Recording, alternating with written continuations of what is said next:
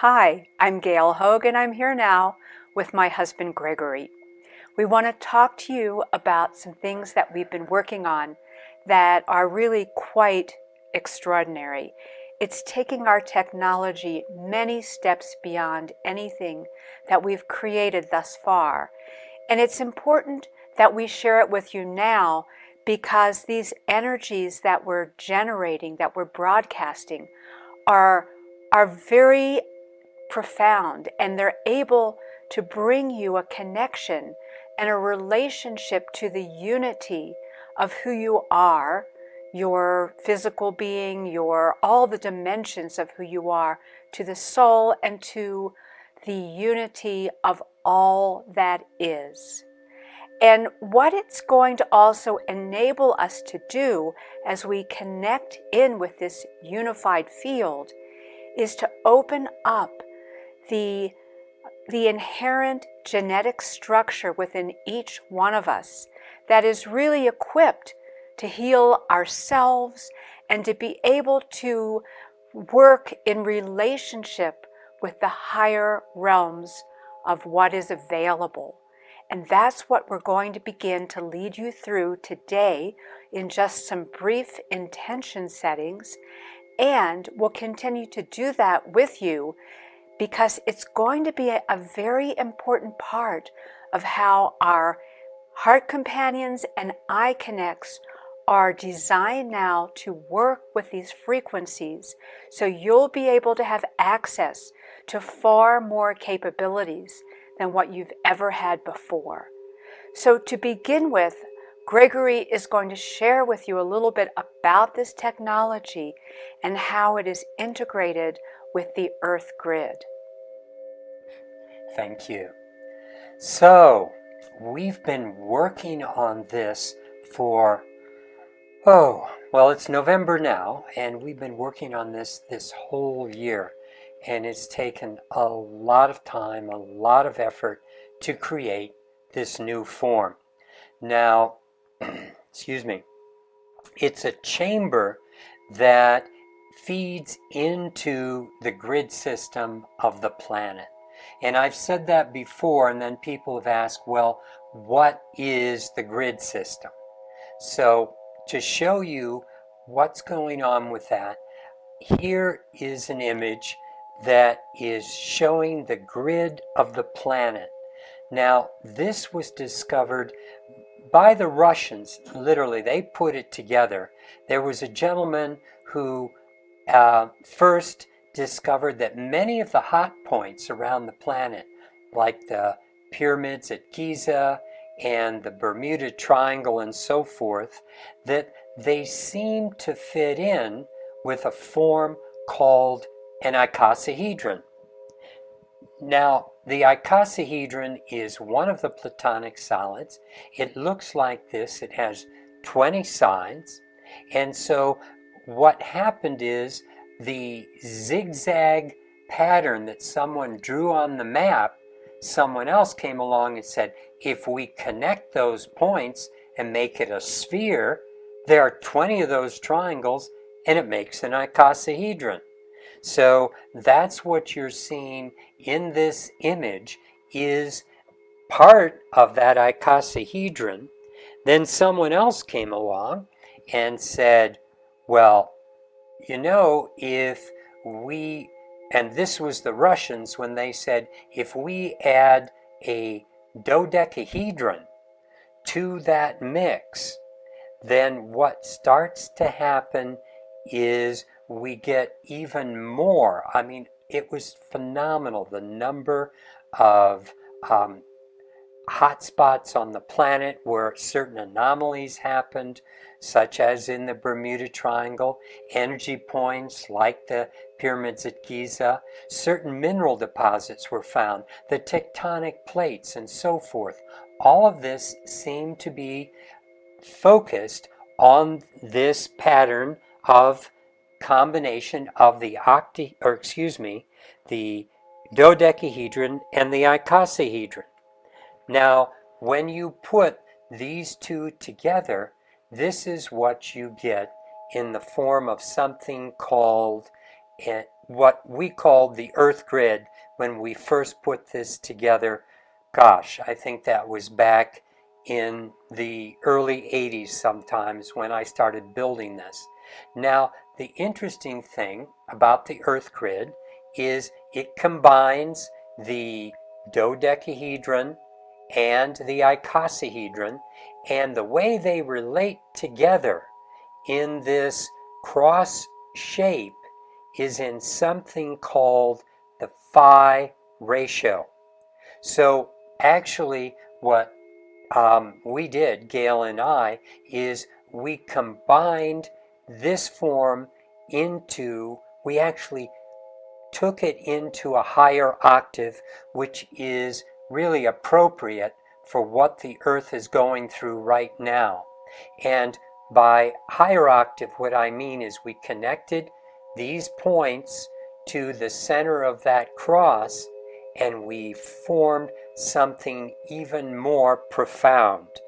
And what you see here is a projection of all the fine lines that go on between those heavier points of the dodecahedron, icosahedron, the Earth grid.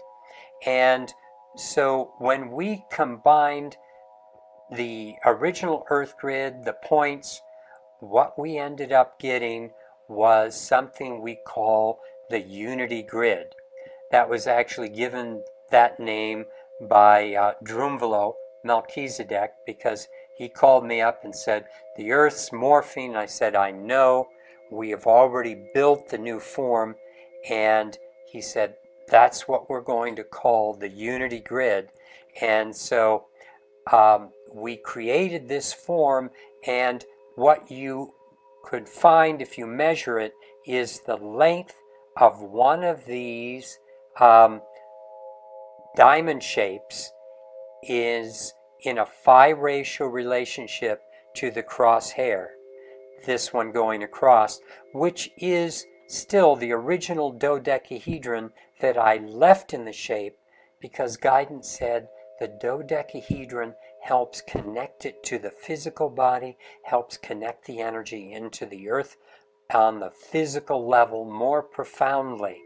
And so we left it in the final form, which is technically, when you have these diamond shapes, you have 30 of them, and then that's called a rhombic tricontrahedron, which is Greek for 30, and rhombic is the shape of the diamond. So this particular form is what we've been working with for creating a unity that literally spans the globe and goes into the grid system of the planet. So working with this pattern, as you see here, what we did next was we found that there is a particular overlay of an energy on the United States, and this was first brought to my attention by reading the book Keys of Enoch by J.J. Hurtak.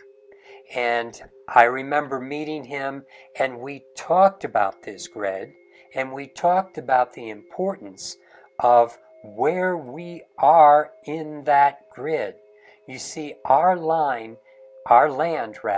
is right here in the left wing of the dove, that overlay.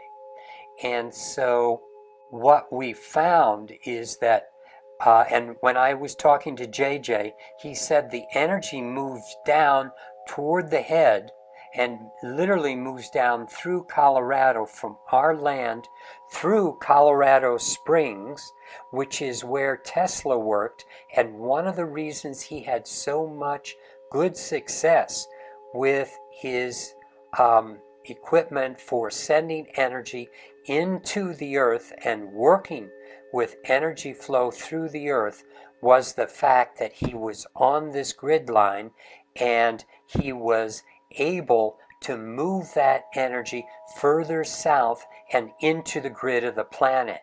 Now, what we found is that the other points of the overlay of the dove, if we activated one in the tail, which we did last summer with Christine Day, when she's a being who worked with us and has been putting out a lot of information around the Pleiadians and bringing through Pleiadian understanding of higher dimensions. She activated with the Pleiadian portal on our land and on her land the tail of the dove, and then we worked with something several years prior where we activated the head of the dove, which is in Palenque, in the center of, well, the southern part of the Yucatan Peninsula. And so at Palenque, I buried a form behind the major pyramid there that activates the head of the dove. And then Christine Day last summer traveled to two other points in the U.S., one in the southern part of Ohio and the fourth part in the center of the dove, the heart of the dove, which is Mount Ida in near Hot Springs, Arkansas, where there's an incredible crystal matrix. And what you see here is we've activated that cross of energy within the dove. That is, what we did is we took stones from each place and moved them to each other place. We activated those stones from each of those locales, and we worked with some of our sacred geometric forms, the Pleiadian form and some of the other forms, and all of this activated the dove and activated our ability to move the energy into the grid system of the planet. Now, what I want to show you next is a picture of the new chamber that we have constructed on our land. Here we are walking into the space where we have a large phi ratio star Tet that is connecting into the grid system of the planet. It has a number of sacred geometric forms in the center. We have those special forms all over our land in different key places that allow us to activate that energy. Now, you're moving down the center of a column that what we have in that column are a number of different geometries. And so to show you what those geometries look like is in the second image there. You can see as we're moving down from a small version of that phi ratio star Tet, and each one of these forms is moving at a very particular speed that we had to build special motors to move them at those speeds. We have motors that generate a very particular frequency that is making a major difference in the energy input into the planet and into each human being. At the bottom we have the We Connect, we have a star dodecahedron, and then in the middle we have a form called the Merkabah of Oneness, which has a new geometry added to it. We'll be offering these pieces to people as they're made ready. I think by this later part of the month, we'll be able to have all these forms available to people to be able to also tap into the energies of this chamber. And what I showed you were the guts of that chamber. That is, in the first image that you're looking at, or the second one right now, you can see that long white column. Well, around the outside of that column, I have wires that are generating a particular frequency, or it feeds frequencies through the column, while that column is positioned over those forms that are moving inside. All that's happening simultaneously. I have added some things to that column since this picture was taken. One of those things is a wrapping in a counter direction. It's often important to move clockwise and counterclockwise around a column to get something called a caduceus coil. That is, where the energy is continually coming back on itself in a wave function. So we've built another reverse coil around that tube with spun basalt, which is a very particular mineral that's found in volcanic activity, and the gem peridot is something that comes from basalt volcanic activity. But science has found a way to spin it into a fiber, and we wrap that fiber around the piece. We're also inside working with other fibers of carbon, fiber optic material. It is very complicated what we were able to create, and this is what we've been working on since actually last fall. We started working on it, and finally we completed it the end of September. We put it through a couple of periods where we ran that chamber for 24 hours during the new moon, and then 48 hours during the second new moon.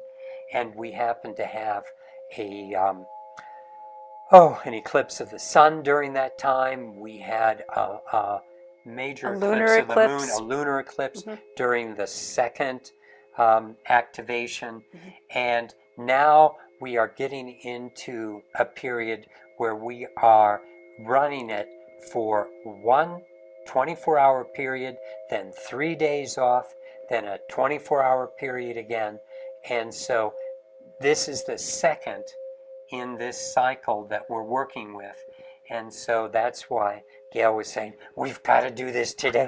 We've got to get this out to them today. Yeah. And so we are. Yeah, so let's talk about what this is really about, because the science, as you can see, is very complex, and it builds on what we've been doing for, 30, 40 years with sacred geometry and getting into understanding science and its relationship to our spiritual journey and the evolution of really all life, not just our lives or our bodies, but the planet as well.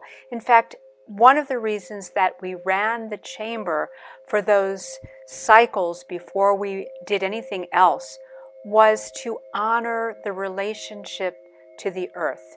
Mother Earth has gone through a lot that, it's not really been able to fulfill some of its own missions. And so that's part of what this is about, that we're all here to start activating those strains of who we are, who the earth is, who, the higher realms can really interact with us in a way that fulfills the destiny. So many of us are here now, and we have this innate knowing or some level of memory that we're here for purpose. We're here to bring about a very important evolutionary cycle in this history of Earth and consciousness and creation itself. We were actually just talking to somebody last night about how there isn't a hierarchy the way there used to be. Everything is about evolving and working together. We've operated under an illusion, and the illusion, or many illusions, but one specific one is an illusion of separation, that everything is separate. And when it's separate, then that's where we've seen things as dualities, as combative forces, rather than ways of bringing things together. And so we are in a time now to take those next steps into allowing those veils and illusions of separation to fall away so that we can embrace the unity. And in doing that, it takes a lot of work. It takes releasing our judgment. It takes bringing ourselves into another realm of allowing and appreciating all the differences, to stand without judgment and bring ourselves into a new complex of unity. All of the relationships, past, present, and future. So this particular chamber that Gregory was just showing you, when it really starts to work in a way that is important and valuable, is when we bring our intention together. And so that's what we want to do, just very briefly. Have an experience with you and ask you to join with us now in breathing together with some common intentions. So if each one of you that is watching this now would just take a few deep breaths that are centering and bringing you into that place of your connection with your higher self, still being mindful with your body, allowing the flow of energy to accept these divine frequencies that are being broadcast right now to you. And this energy is able to come through this video, along with some of the sounds that you'll hear with this video. And so, in holding that intention of allowing the illusion of separation to begin to fall away, just breathe into that sense of the unified field that you belong to, that you feel comfortable with, that you embrace with your heart, with your higher knowing, with the truth of who you are, with the relationships of all of who you are. And that's past, present, and future. All the oneness is what we're bringing and holding together now, embraced with these frequencies. And we're taking them in to the cellular nature of this body so that we can continue to evolve this life and evolve this earth, evolve this civilization, evolve this consciousness. And as we do that, we take our step into the next intention. And that intention is living empowered lives within the unity. And breathe into that and just get a sense of what that means for you. Living an empowered life within the unity. Feel it in your heart. Feel it in the various chakras of your body. Just let that circulate around you. The hierarchy is dissolving, and each and every one of us is able to bring forward the essence, the magnificence, the empowered creativity of what we hold, who we are. Our gifts are coming together, similar to how you saw those forms that Gregory showed you earlier. They are a unity. They come together in beautiful structure, enabling all of those power centers to be activated, to come forward, and to come forward in a harmonic, cohesive state. And just breathe in to that intention and allow that to find its perfect place within you, within your heart, within your creative being, within your mind, within your soul. And just feel the presence of that. And as we do that, we are able to open the genetic structures within that unity. The genetic structure for everything and everyone. Within the DNA codes, there has been a dormancy of great capability, just waiting for the right opportunities and moments to open those antenna systems. These are being activated with these frequencies, with your intention. Breathe into that, embracing that with all the love that you have.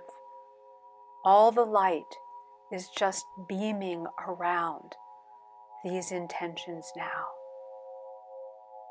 And what that is also doing for each and every one of us with that interaction through heart and soul essence, we are switching on the enhanced, innate ability to heal now. That ability is here. Within our design is the capability to heal ourselves, to heal our planet, to heal our relationships, to enable the greater realm of consciousness to be present. Breathe into that. Feel that in your heart. Feel that in your divine being. And feel it circulating throughout the planet, throughout the planetary grid system.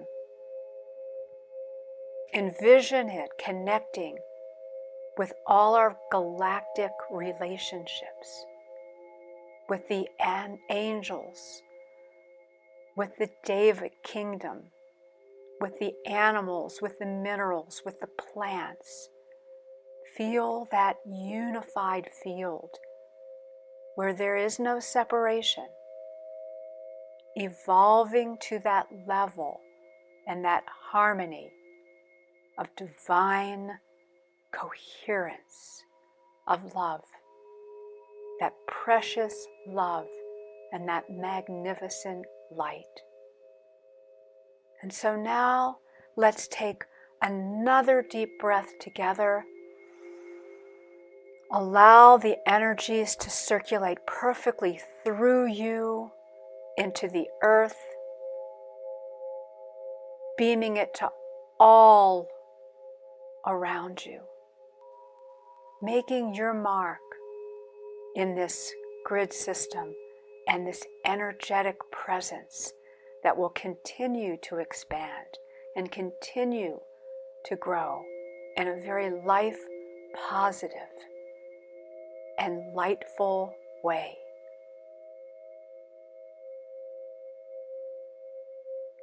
And then take another deep breath to ground the energies, to feel your sense of gratitude and deep appreciation and blessings for all life.